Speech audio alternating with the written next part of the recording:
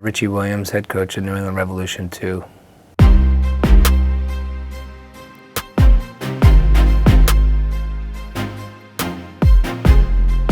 From his final season as a pro to coaching at his alma mater, Richie's journey into coaching felt natural.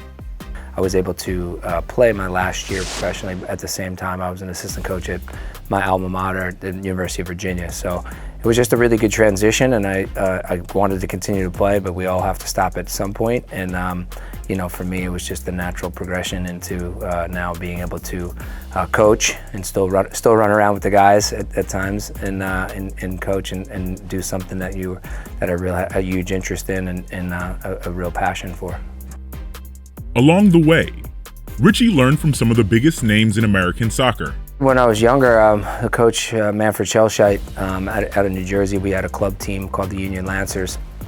Manny Schelscheit was the head coach, and actually the assistant coach was Bob Bradley, who we all know had a big career in Major League Soccer and with our national team, coach of our national team. And he was a big influence on me as a player.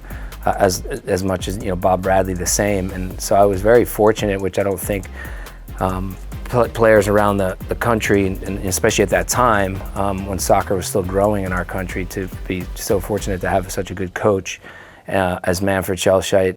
Those lessons helped Williams build his coaching philosophy. When I'm a coach, I have good energy, enthusiastic, passionate, and committed and very competitive. And I think at the end of the day, like, I play the game because I love it, but ultimately I also play the game because I love to compete and I love to win. And that competitive edge is something he instills in every player. It's a balance, and it's challenging. But I do think, you know, the one thing I will always say is that I think a huge part of development is knowing how to compete and knowing how to win, and we can't forget that part. Now, as long as we do things the right way, and you have a way of playing and a way of coaching, and we obviously have to develop them, especially when they're a little bit younger, in terms of still developing their technique and their tactics and their understanding of the game, and, you know, creating an environment, a culture for them to be able to thrive in that.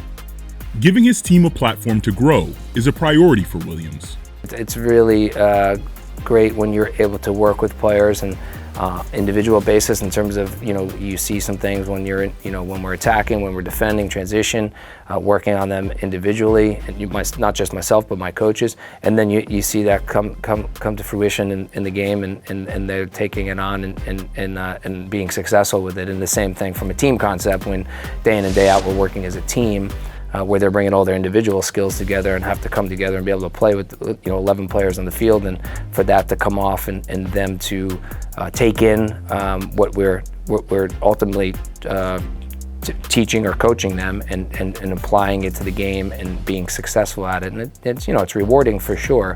And I'm happy for them, and I'm happy that they're successful with it. That culture has helped Revs II take major steps forward this season. This year we did a much better job bringing younger players in, some better players, some players that just bought into the culture and the way we're trying to do things here. And you know, we've had a good year, very good year, I believe. We've been in every game from the first minute to 90 minutes. We're competing, we're staying within the game, and of course trying to compete to win a championship, because that's a huge part of their development. Revs II now turn their sights to the MLS Next Pro playoffs. A home playoff match awaits this talented squad.